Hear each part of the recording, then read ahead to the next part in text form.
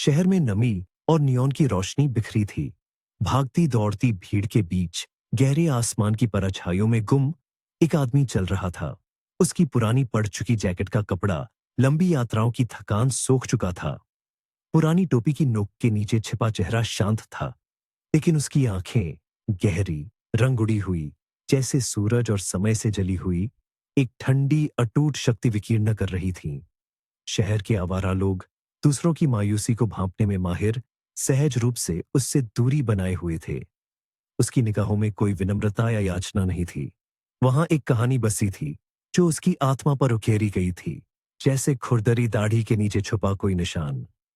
अचानक सड़कों का शोर, ब्रेक की चीख और बच्चे की तेज चीख में बदल गया।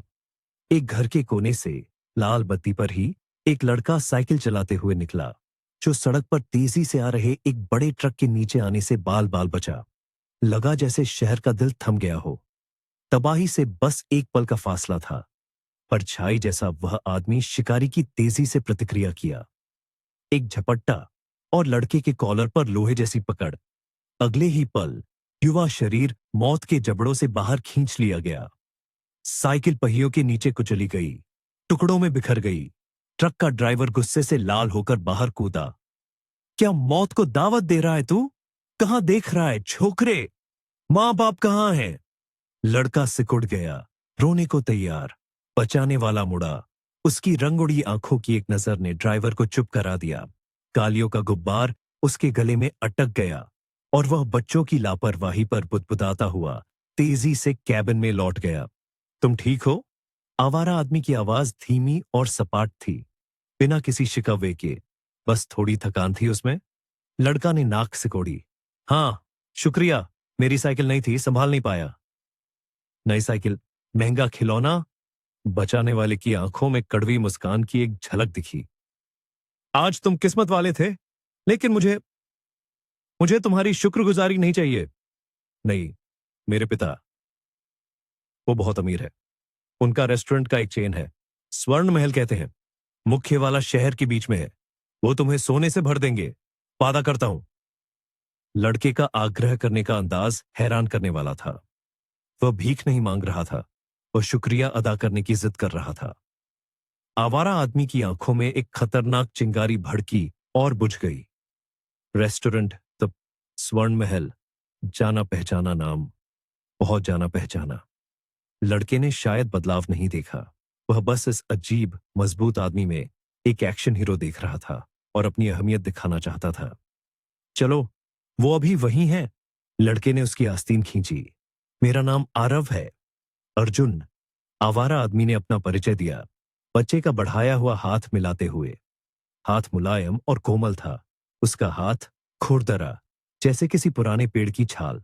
वे सड़क पर चल रहे थे, एक अजीब जोड़ी, एक खूबसूरत बच्चा और एक आदमी जिसका स्थान जीवन के किनारे पर लगता था। राहगीर जिज्ञासु नजरों से देख रहे थे, लेकिन उनमें से किसी ने ध्यान नहीं दिया। हर कोई अपने विचारों के बवंडर में डूबा था। स्वर्ण महल के प्रवेश द्वार पर एक ऐसा प्रतिष्ठान जिसके रंगीन कांच और सुनहरे साइन बोर्ड लग्जरी का शोर मचा रहे थे, उन्हें रोक दिया गया। कहां जा रहा है आवारा? एक गार्ड ने दहाड़ा, एक विशाल काय जिसकी नजरें भेदी थीं। ये मेरे साथ है, आरव ने अधिकार से टोकते हुए कहा। ये मेरे बचाने वाले हैं। पिताजी ने इन्हें अंदर आने को कहा है। गार्ड्स रवि और दीपक हैरान होकर एक दूसरे को देखने लगे।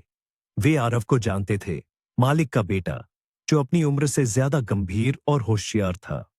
लेकिन ऐसे आदमी को लाना, शायद मुझे जाना चाहिए, अर्जुन ने धीरे से कहा। लड़के के लिए मुश्किल नहीं पैदा करना चाहता था। रुकिए, लड़के ने कहा। लड़के ने किया। यहीं इंतजार करो, मैं अभी आया। आरव अंदर भागा, अर्जुन को गार्ड्स की हैरान नजरों के नीचे छोड़ दिया। नरम रोशनी से भरे दफ्तर में राजन वर्मा बैठे थे, एक चिकने, आत्मविश्वासी व्यक्ति जिनकी नजरें तेज थीं। आरव, क्या हाल है? लड़के ने बचाव की कहानी जोर से सुनाई, ट्रक और बहादुर अजनबी का भावनात्मक वर्णन किया। वर्मा जी ने भौहें सिकोड़कर सुना। क्या आप साइकिल को लेकर नाराज हैं? आरव ने डरते हुए पूछा। साइकिल? मामूली बात, नई खरीद लेंगे। वर्मा जी ने हाथ झाड़ा। उनकी नजरें कहीं और टिकी थीं। लेकिन आवारा कह रहे हो? उसकी आंखें एक्शन हीरो जैसी है, एक आवारा आदमी की। वर्मा जी हंसे, लेकिन उनकी हंसी सूखी थी। वो दूसरों जैसे नहीं है पिताजी। आपको उनका शुक्रिया अदा करना चाहिए, सही मायने में। शुक्रिया करेंगे, शुक्रिया करेंगे। चिंता मत करो, मैनेजर से कहूंगा, उसके लिए कुछ काम ढूंढ देंगे। मछली नहीं, बल्कि मछली पकड़ने की छड़ी, समझे? वर्मा जी खड़े हुए। मुझे काम है। अपने बचाने वाले से कहो कि वेटिंग एरिया में इंतजार करे। गार्ड्स को बता देना। अर्जुन इंतजार कर रहा था। लग्जरी की दुनिया उस पर शत्रुतापूर्ण ढंग से दबाव डाल रही थी। मैनेजर अमित जल्दी आ गया। चिकना, विनम्र, लेकिन ठंडी आंखों वाला। नमस्ते, राजन वर्मा जी ने आपको अब सफाई कर्मी के रूप में रखने को कहा है। गंदा काम, यूनिफॉर्म, कल सुबह 7:30 बजे तक स्टोर रूम में रह सकते हैं, लेकिन चोरी मत करना। साहब इसे बर्दाश्त नहीं करते, और वो खास किस्म के लोगों से जुड़े हुए हैं। नाराज ना करना बेहतर।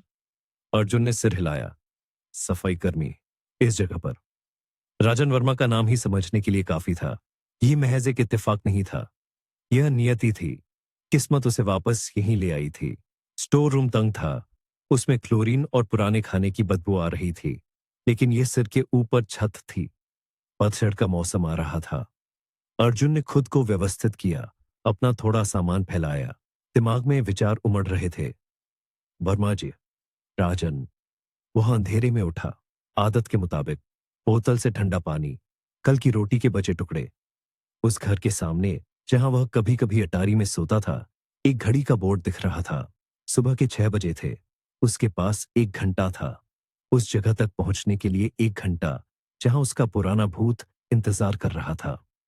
वह यहां सिर्फ काम के लिए नहीं आया था, वह जवाब ढूंढने आया था। 7:30 बजे वह स्टाफ गेट पर खड़ा था। शांतुबाई, गोल चेहरे वाली एक नेक दिल खाना बनाने वाली, ने नए आदमी को तुरंत देख लिया। भूखा होगा, है ना? उसने उसके सामने गर्मा गर्म अंडे की भुर्जी और 1 कप कॉफी रखी। अर्जुन को याद नहीं था कि उसने आखिरी बार गर्म खाना कब खाया था। स्वाद अविश्वसनीय था, या यह सिर्फ भूख थी। उसका काम झाड़ू और कचरे के डिब्बे थे, दूसरों के उत्सव और सफलता के निशान साफ करना। शुरुआत में उस पर हंसते थे। क्या कमोड का इस्तेमाल करना भी जानता है? जवान वेट्रेस खुसफुसाती थी, लेकिन जल्द ही हंसी थम गई। उसकी हरकतों में ताकत थी, उसकी आंखों में गरिमा। वे उसमें कुछ ऐसा महसूस करते थे जो उसे आम आवारा से अलग बनाता था। स्टाफ के बाथरूम में नहाना किसी रहस्य उद्घाटन से कम नहीं था। सड़कों की गंदगी धोते हुए उसने मानो अपनी आत्मा से धूल झाड़ी। जैकेट के नीचे, पुरानी टी शर्ट के नीचे सुडौल मांसपेशियां दिखाई दी। गार्ड रवि, एक मजबूत आदमी, ने यह देखा। अरे वाह, बेकार में यहां झाड़ू लगा रहा है, इसे तो गार्ड बनना चाहिए। कर्मचारी धीरे धीरे आदी हो रहे थे। अर्जुन शांत था, लेकिन अलग थलग नहीं। वह सुनता था। गार्ड्स, खाना बनाने वाली पेट्रेस की बातें सुनता था। स्वर्ण महल के मालिक के बारे में थोड़ी थोड़ी जानकारी इकट्ठा कर रहा था। राजन वर्मा, उनके मुताबिक, एक सच्चे विलासी की जिंदगी जी रहे थे। उन्हें रेस्टोरेंट में कम ही देखा जाता था। पैसा पानी की तरह बह रहा है, यहां क्यों रुकना? रवि कंधे उचकाते हुए कहता था। खूबसूरत बीवी है, बेटा है, लेकिन उसे परवाह नहीं। इधर उधर घूमता रहता है। सोना, कसीनो, क्लब। उनका एक बेटा है। अर्जुन ने एक बार कहा। आरव के बारे में सोचकर उसके दिल में दर्द हुआ। वो उसे क्या मिसाल दे रहे हैं? मिसाल क्या, खाक देगा। एक बार बीवी अस्पताल में थी तो लड़के को यहां ले आया। खुद दफ्तर में किसी और औरत के साथ रंगरलियां मना रहा था, और लड़का पतझड़ में फव्वारे में घुस गया। मुझे बाद में उसे निकालना पड़ा, दीपक ने बताया। अर्जुन पहले से जानता था। वर्मा जी के पास रेस्टोरेंट का पूरा चेन था। शुरुआत शहर के बाहर एक छोटे से ढाबे से की थी। दिलचस्प बात यह है कि उसने अकेले शुरू नहीं किया था। विजय ने बीच में कहा। एक और गार्ड, जो अनुभवी आदमी था और जिसकी आंखें चालाक थीं। उसका एक साथी था, उसकी तरह अनाथ, दिमाग तेज था। कहते हैं ये सारा कारोबार उसी की बदौलत है। उसने इसे बढ़ाया, व्यवस्थित किया, और अब वो साथी कहाँ है? अर्जुन की आवाज दूर से आती हुई लगी। कहीं गायब हो गया? करीब 10 साल पहले। लगता है धोखाधड़ी के मामले में जेल गया था, या शायद शायद वर्मा जी ने उसे रास्ते से हटा दिया हो। वो ऐसा कर सकता है। विजय ने कंधे उचकाए। हर नई जानकारी अर्जुन के दिल पर भारी बोझ की तरह गिरी। अब कोई शक नहीं बचा था। ये वही राजन था, और लापता साथी जिसे धोखाधड़ी के लिए दोषी ठहराया गया था।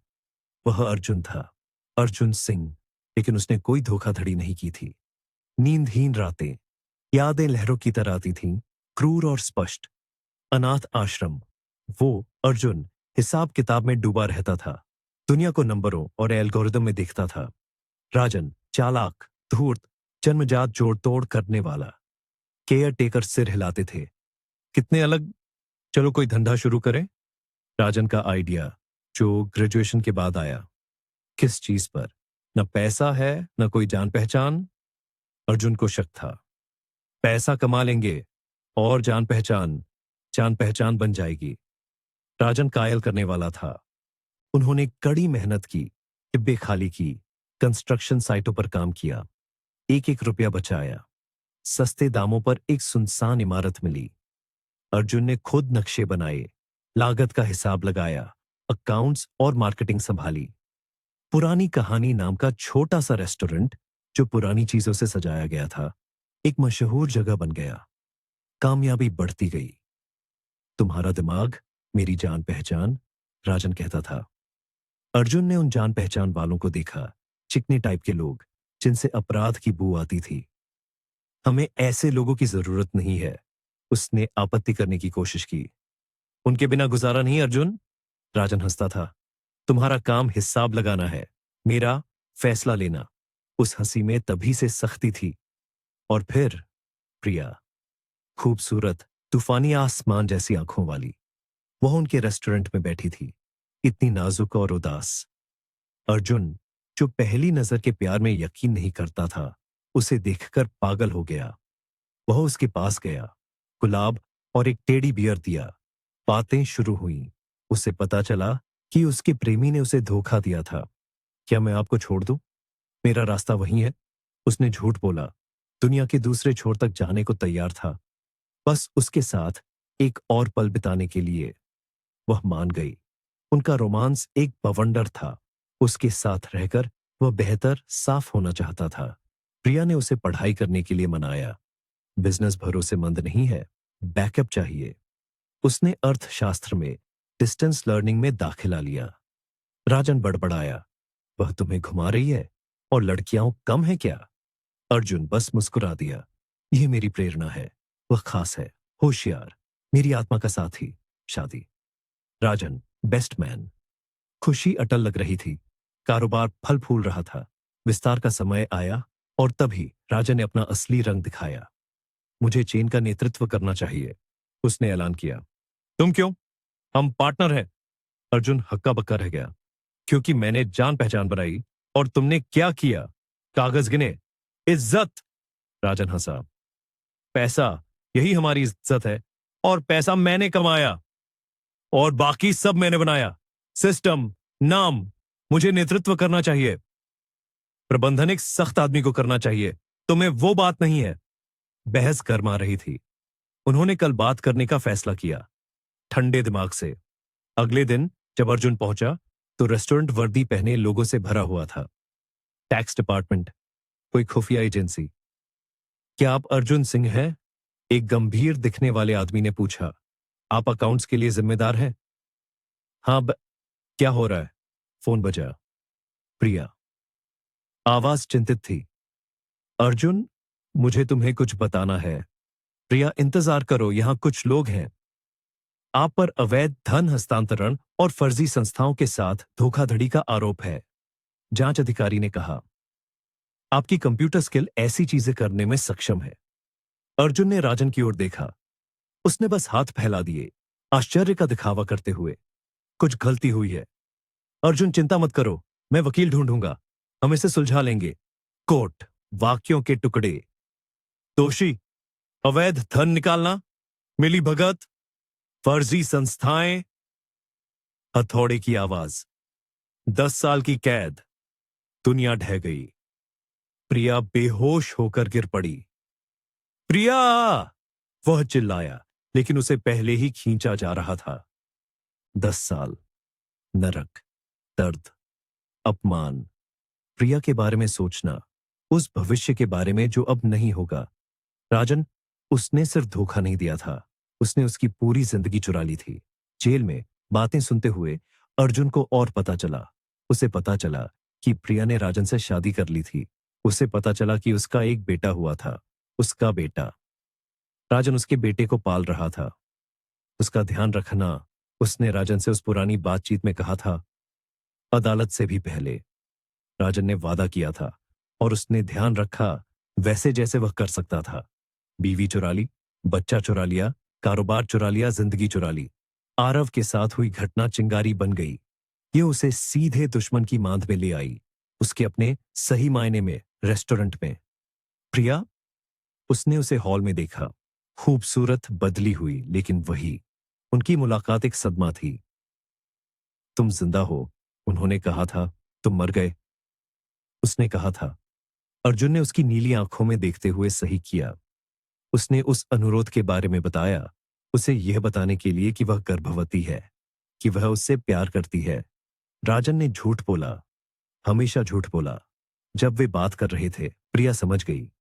सालों से जो शक जमा हो रहे थे, राजन, उसकी जान पहचान, लोगों के प्रति उसका रवैया, अर्जुन की गिरफ्तारी के बाद उसकी अचानक परवाह। जब वह उससे मिलने आया था और कहा था कि अर्जुन को भागने की कोशिश के बाद दफना दिया गया, सब कुछ अपनी जगह पर आ गया। अर्जुन स्टोर रूम में बैठा, पतली दीवार के उस पार राजन के कदमों की आहट सुन रहा था। उसने सुना कि वह कैसे अपने दफ्तर में घुस गया। उसकी मांद से आती गुस्से की लहरें महसूस कर रहा था। जानता था कि अब क्या होने वाला है। राजन गुस्से से चेहरा बिगाड़े दफ्तर में घुसा। हाथ में पिस्तौल का चमकता हुआ धातु था। यह क्या? तुम्हारी हिम्मत कैसे हुई मेरी बीवी को छूने की, कमीने? राजन की आवाज बिना तेल लगी बैलगाड़ी की तरह चरचरा रही थी। अर्जुन शांत खड़ा था। नमस्ते राजन। राजन पीला पड़ गया। अर्जुन, तुम तो मैं मुझे जेल में सड़ना था, या जमीन में, तुम्हारी नाकाम हत्या की कोशिश के बाद, याद है? बिजली की तेजी से एक झपट्टा, एक वार। पिस्तौल राजन के हाथ से उड़ गई और फर्श पर फिसल गई। अर्जुन ने उसे उठा लिया। अब नली वर्मा जी की ओर थी। तुम्हें क्या चाहिए? पैसा? मैं तुम्हें जितना चाहो उतना दूंगा। राजन हकलाया। तुम्हारा पैसा मुझे नहीं चाहिए। अर्जुन की आवाज बर्फीली थी। उसने जेब से एक छोटा सा रिकॉर्डर निकाला, रिकॉर्डिंग चालू की। बताओ राजन। सब कुछ जैसा हुआ था। अर्जुन की बेल्टों से कुर्सी पर बंधा हुआ राजन टूट गया। डर ने उसे सारी सच्चाई उगलवा दी। कैसे उसे जलन होती थी, कैसे उसने दस्तावेजों में हेराफेरी की, कैसे उसने हैकरों को काम पर रखा, कैसे उसने दोस्त को फंसाया ताकि सब कुछ पा सके। कारोबार, पैसा, पत्नी जिसकी उसने चुपके से ख्वाहिश की थी। कैसे उसने जेल में उसे मारने का आदेश दिया, उसकी मौत को नाटक का रूप देकर। इसी पल दरवाजा खुला। प्रिया! उसने चीखें सुनी, दफ्तर की ओर भागी। दृश्य देखा, राजन बंधा हुआ, पीला पड़ा हुआ, और अर्जुन पिस्तौल और रिकॉर्डर के साथ खड़ा था। उसकी नजरें लैपटॉप पर पड़ीं, जिसकी स्क्रीन पर उनकी हालिया मुलाकात का दृश्य कैद था। खाली तिजोरी पर। वह सब समझ गई। एक्पीडी तकी, पुलिस आ गई। रिकॉर्डर में कैद आवाज फैसला बन गई। राजन वर्मा, करोड़पति और सम्मानित व्यापारी, जब उसे ले जाया जा रहा था तो हिस्टीरिया के दौरे पड़ रहे थे। 6 साल। अर्जुन से कम, लेकिन उसके लिए, हमेशा के लिए। अर्जुन को मुआवजा मिला। पैसा नहीं, लेकिन बेगुनाही की पहचान। इंसाफ। देर से ही सही। निशान उसने उसे हटवा दिया। चेहरे पर दर्द और धोखे की याद नहीं रखना चाहता था। ऑपरेशन के बाद क्लिनिक के दरवाजे पर उससे मिलकर प्रिया हाफ उठी। तुम कितने हैंडसम हो, मुझे खुद पर जलन हो रही है। स्वर्ण महल के कॉन्फ्रेंस रूम में मीटिंग। मैनेजर अमित और गार्ड्स रवि और दीपक सहित कर्मचारी जम गए। प्रिया चमक रही थी। आपसे नए हेड को मिलवाना चाहती हूं, अर्जुन सिंह।